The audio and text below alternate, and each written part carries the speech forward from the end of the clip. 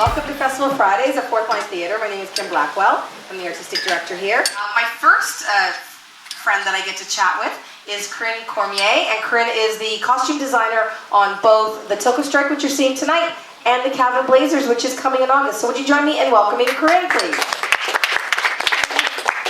Thanks for joining me. You had to jump out of you're in the middle, like you're in the big work time, right? Yes, we are. We're in the middle of fitting all the actors for the next show. How many people are in the next show? There are 47, I believe. 47 people will need to be costumed. Yeah, it's a big show. So I'm curious, how did you come to work at Fourth Line? I know you came in 2021, but how did you come to work with us the first time? The first time I had just moved here from Edmonton, and I came across Fourth Line on Indeed, and I applied, and Kim interviewed me, and then the rest is history. I've been here for years. This is your third summer? This is my third summer. So you started out as a wardrobe manager kind of buyer position on the Veranda Society, right? Yes, it was a much smaller show. There was only 3 people in that show. That was a great way to dip, like literally just dip your toe into Fourth Line, right? Yeah, which was great for me because I hadn't done any theater before that. So this is kind of my first theater experiences. But you were doing performance in Edmonton, yes? Yeah, so in Edmonton, I was part of a performance group doing like more circus-based things. So we did like hula hoops and we did roving performances. We dressed up as like bears and did picnics, silly things like that. How long were you doing that for? I think we did it for 3 years, yeah. But you were originally, okay, am I right or wrong? You're from Cobourg? Yeah, I grew up in Cobourg, and then I moved to Edmonton when I was 18, and then I lived there for 10 years, and then I came back. Did you come back because of the pandemic, or not at all related? Yeah, actually it was because of the pandemic, but I had intended on moving to Toronto to go to school anyways, so it's kind of just shotgunned it early. Did you do anything in high school, Korin, like around performance, or was that at all your thing? No, it wasn't actually. The way that I got more into costuming, I was serving at a restaurant, and one of my regulars asked me what I would do if I wasn't a server bartender. And then I had a bit of an existential crisis. And Just from that? Yeah, oh, no, yeah. That's not good. And then I landed on either doing environmental management or costuming, and I chose costuming. So when we first met during the Veranda Society, Kate and Meg sort of were taking the lead. I was directing, but they were really taking the lead on what they would wear and wanted to wear, right? Yeah, so I was given some inspiration photos, especially for Meg, and I somehow managed to create exactly what she wanted. I know. The funny thing was, do you remember the first shirt, the dark blue shirt? Yeah. What was the discovery after the dress rehearsal of that shirt? Yeah, so cotton shows sweat marks, apparently, a lot more than synthetic fabrics. It was a really deep teal colored shirt that Meg loved. Meg wanted to kind of look like a Katharine Hepburn with a high-waisted pant and sort of a big pant and a short sleeve shirt. And you found a beautiful one, and then we were getting the photos taken, as I recall, and it was sweat everywhere. So you ended up with that burgundy. Yeah, I found a burgundy polka dot. It was a synthetic fabric, more of a like sheer, and then it hid all of the marks because cotton absorbs water, whereas synthetic fabrics tend to repel them. You also design a lot of your own clothing, and you have a clothing line. Is that not true? I do.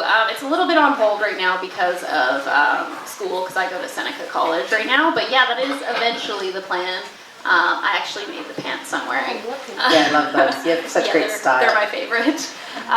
But my brand in general would be mostly like just under costume is what it would be. So it's something you could wear as like a fairy or a hobbit, but also you could wear it to maybe work.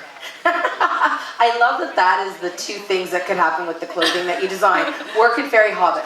Yes. I'm kind of intrigued now by what that looks like. Yes. So I'm curious, you have a real interest in upcycling, yes? And would you explain to us what that is, and then tell us a bit about some of those concepts for you? Yeah, so upcycling is taking a already made or used item and repurposing it to be like almost new.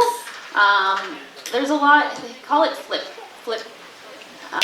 flipping. So when you buy, like, for example, a skirt that's, 4 times too big for you and you make it into a dress is sort of what a thrift flip is. But I find that when it relates to theater, what I like to do is make sure I go through our current stock as thoroughly as possible in order to avoid having to like purchase new items, even if they are like thrifted items. Correct. I think it's fascinating. I mean, we do a lot of thrifting, obviously, for the theater, but you also make a lot of things. So I'm curious, your first show designing with us was last year with Wishful Seeing, right? So tell me a bit about that experience. You had never designed a show before? I had not to that extent anyways. That was a big one. It was really fun though.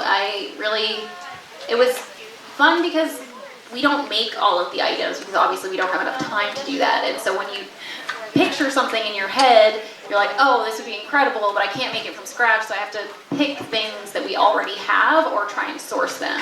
And so I found that to be like the most challenging because you're like, you have the picture of what you want, but you have to use like items that are already in reality to make it happen. How close do those things get sometimes? Pretty close actually. Last year I think the biggest, there was George Howell, one of the main characters, was supposed to be in a blue vest and he ended up in a green vest. So, you know, you have to make compromises when you're trying to do that, I think. So being flexible in your designs, I think, is the most important thing. And so tell me about how you approached that first experience, and then we'll talk about this summer as well, but that first sort of design experience. Yeah, that was mildly terrifying. You were going to school full time as well, right? I was also in school full time. Yes, as I recall.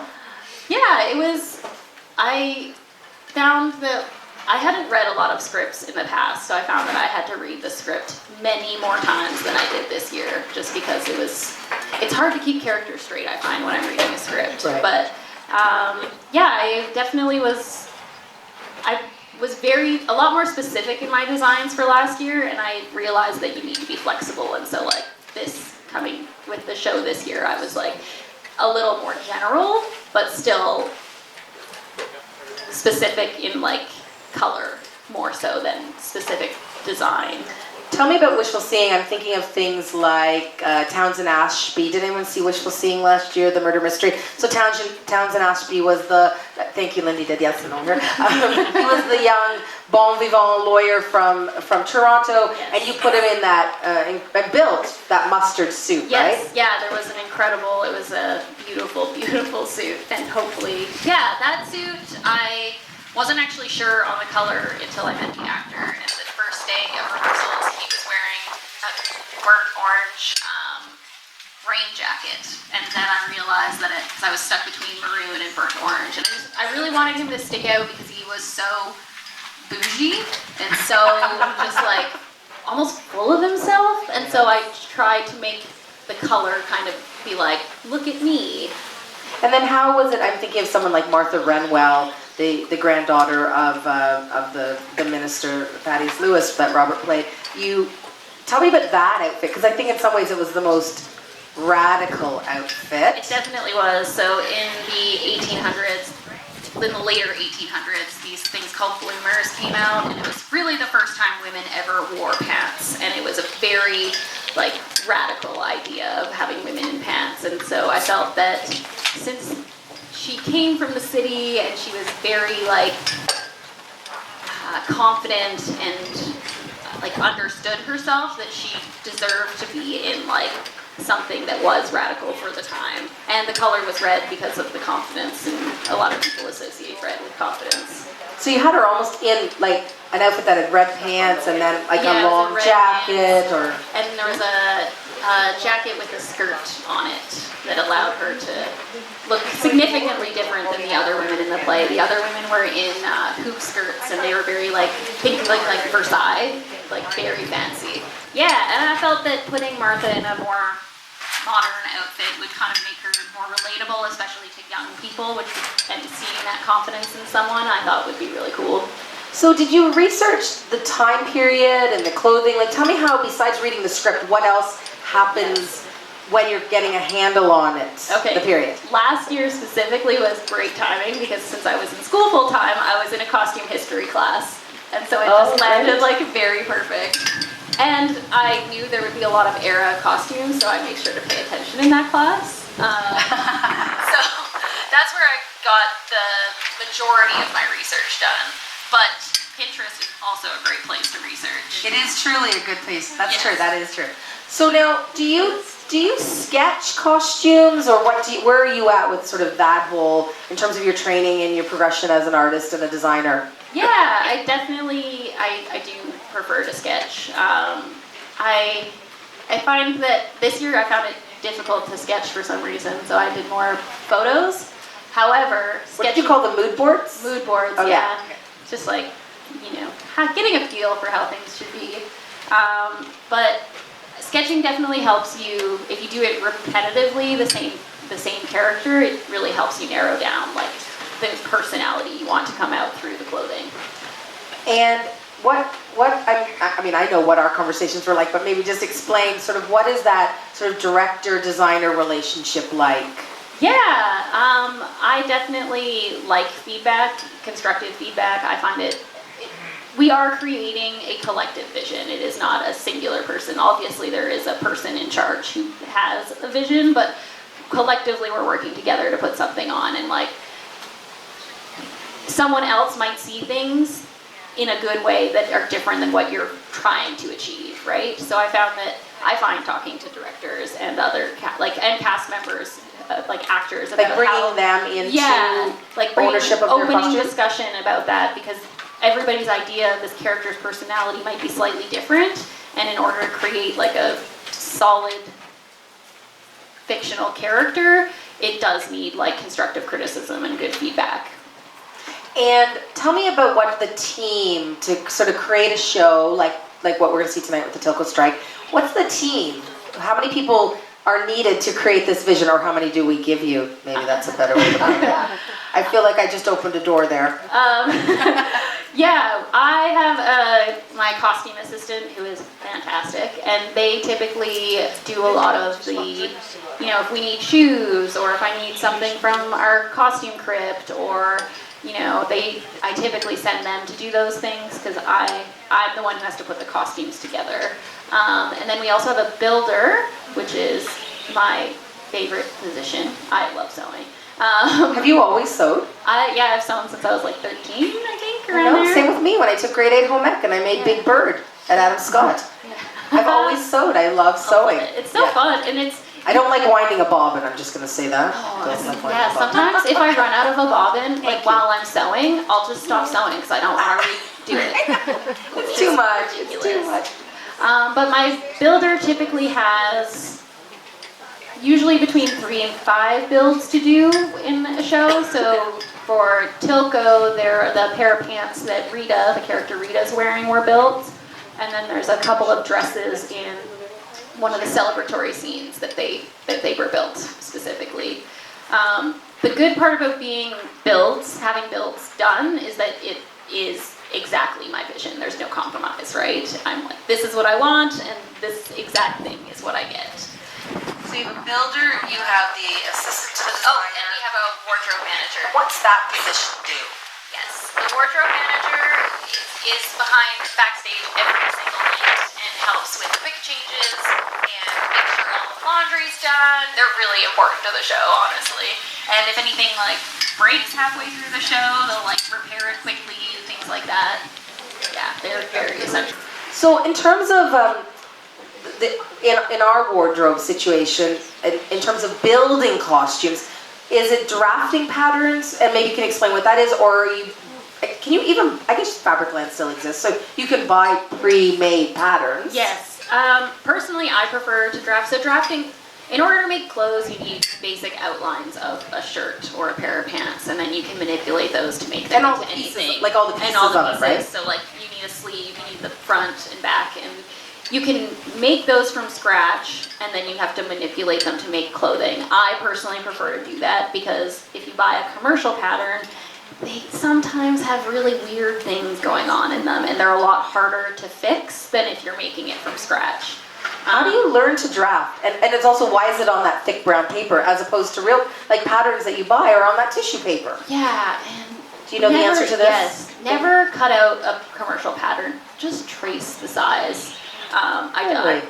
I dealt with this. I pulled out some of our patterns and they cut them to the smallest size, and then we could no longer use them for the other sizes. Oh, no. But I actually draft on marker paper, and it is marked 1 inch by 1 inch, so it makes it much easier to make straight lines. I like to. The reason they put it on tissue paper is because it's cheaper for manufacturers. Yeah, there's no. And I guess they can get it bundled up really small. Like just thinking of that. Yeah. So you have someone draft a pattern, then you find fabric. Yes, I like to be the one that provides the fabric, and I think that's mostly because I have the knowledge of what fabric works for what type of garment, because every fabric's different and can do different things. And then do you cut, or do you just give like fabric and directions to the builder and they do it all? The builder actually does it all. I do not have time for that. Okay.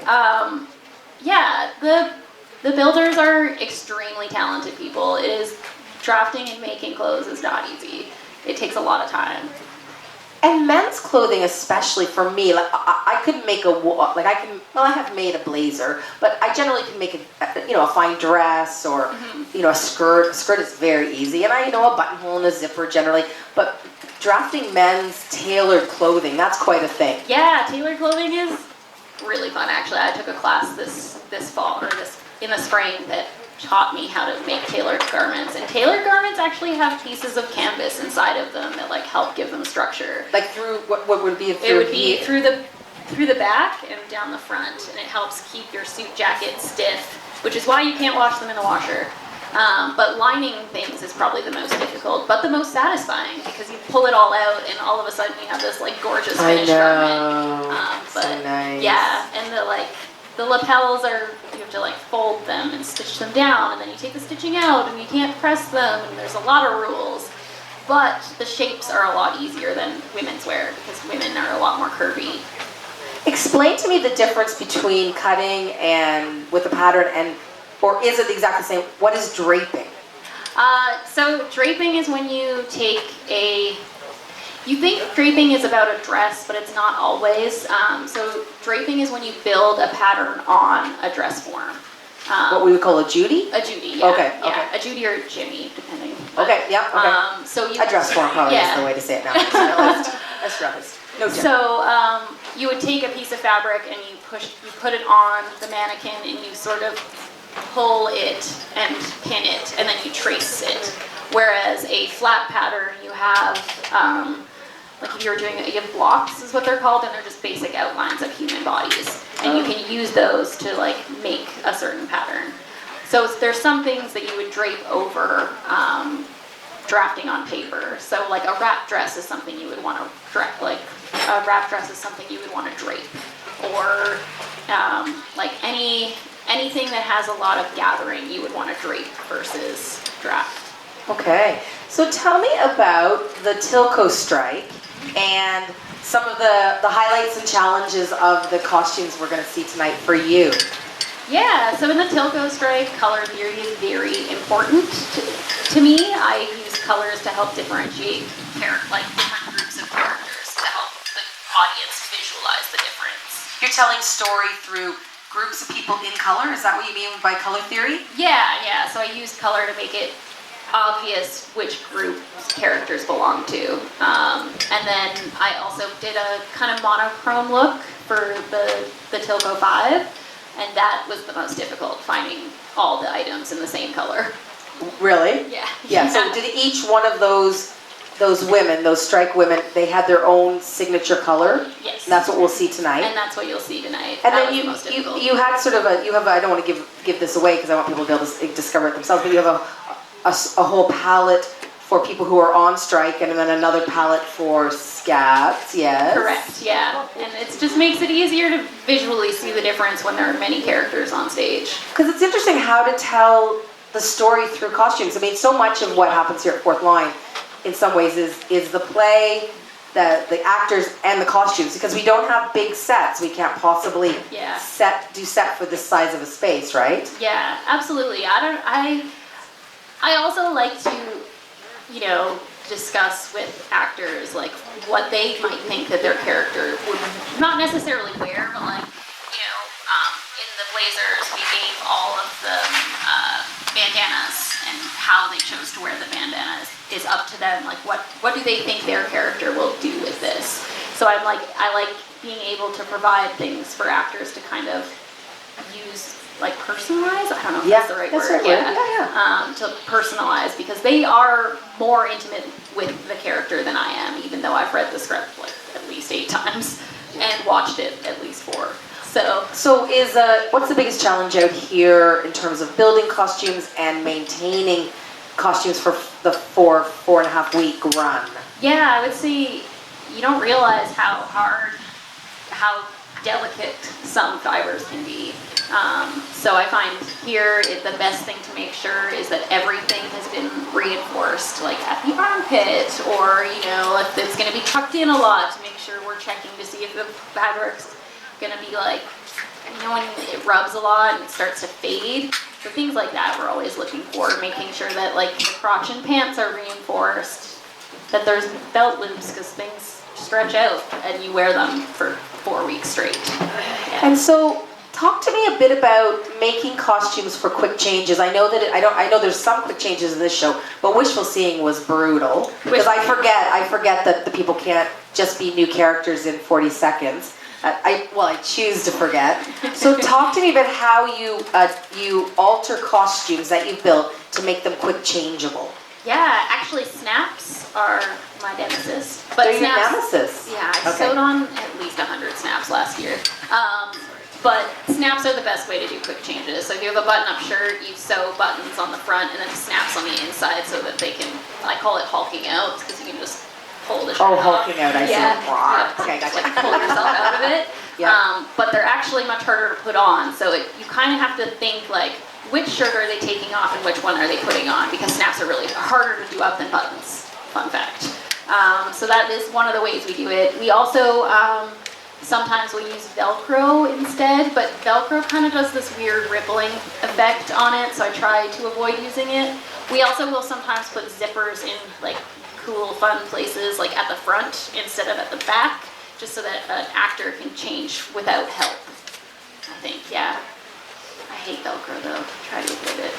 I'm curious about how much laundry is in a 4th line show. Because you have so many people, it's wet, it's hot quite often. Oh, I didn't even hit that. It's hot a lot of the time, people are sweating. How is everything laundered every day?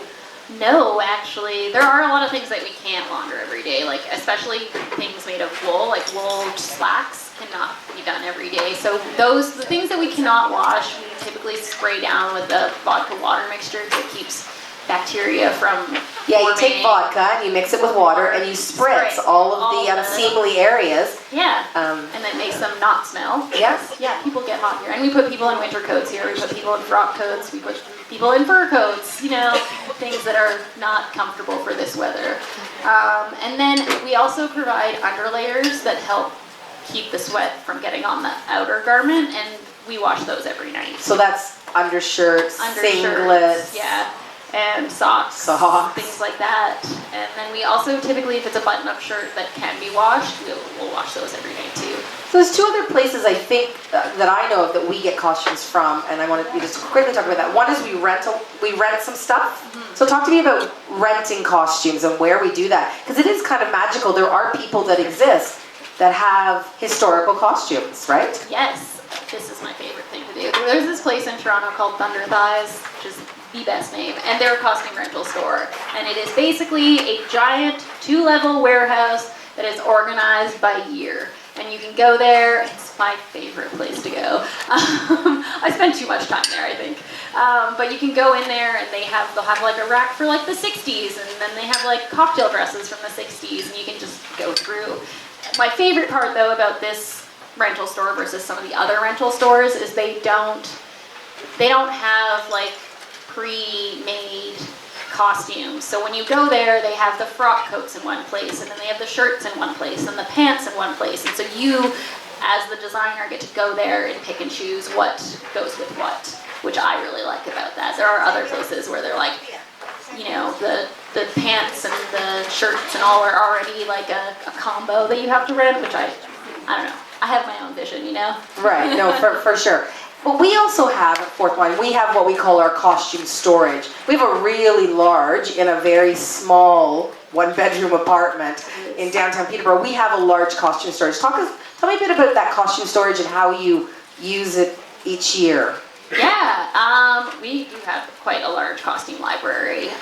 Typically what I'll do at the beginning, I will present my vision, and then we go, once we have the actors' measurements, we will go to the costume crypt, and I just have at her. I just look at things, I'm like, this could work, this could work. So you have rolling racks, and you do what you call a big... I call them big pulls, big pull. Yeah, so we'll go there, and we'll just look at things and be like, this could work, maybe this will work, maybe that will work, and then we end up filling 3 cars. I was just thinking that. For Tilco, you did fill 3 cars, right? Yeah. And so then is the next thing, so, with an actor you start with measuring them. Maybe talk a bit about that. Yeah, so I typically, unless we're custom building something, I really only need like the basic measurements, which are like chest, waist, pant waist, hip, and then typically I'll measure from their waist to the floor, especially for women, just because you never know when skirts are going to be too long, too short, things like that. And then if we're doing custom builds, it's a lot more detailed. Like you need to know what their sleeve length is, what their inseam is, and things like that, because you don't want to like make a mock-up and it's totally wrong. Tell us what a mock-up is. Oh yeah, so a mock-up is when you make an item, like a clothing item, out of what's called grayish fabric, so muslin. It's just like an undyed cotton, and you use that just to test fit before you make it out of the very expensive fabric you bought. So yeah, actually, is it with most costumes that you're making from scratch, you're doing it twice? Yeah, typically you kind of have to do it twice. You could risk it and make it out of fabric, but then if it's wrong, it's going to cost you more money, and it's just not worth it. Part of what your job is to as well manage a budget. So you're given a budget by the theater. Yes, I am. And then tell me what all you sort of have to manage around that budget. Yeah, I typically give a general cost to things like for the show. Some shows are the actors under layers actually end up taking up most of the budget. Oh, really? Yeah. Yeah. But I usually try to buy those first so that I know like that is what's going to be spent. And then typically rentals are the next most expensive cost because, you have to like put a deposit down and then try it out and then bring it back. It's a whole process. But the way that I usually break my budget down is actor underlays, costume rentals, and then I do like fabric costs, and then I always break it down into like how much I can spend on shoes and like new thrifted clothing. Right, and then of course there's the dreaded hair. Oh right, haircuts. yeah. I always forget about that. Haircuts, beard cuts, things like that. Beard cuts, yeah. Look, I could talk to you forever, but I'm going to get on to my next guest, and I know that you were very busy. You slipped up from the costume shop in Millbrook to deal with this because you're outfitting 47 actors, as we talked about at the beginning. But thank you so much. Would you all join me in thanking Korin, please? Really fascinating.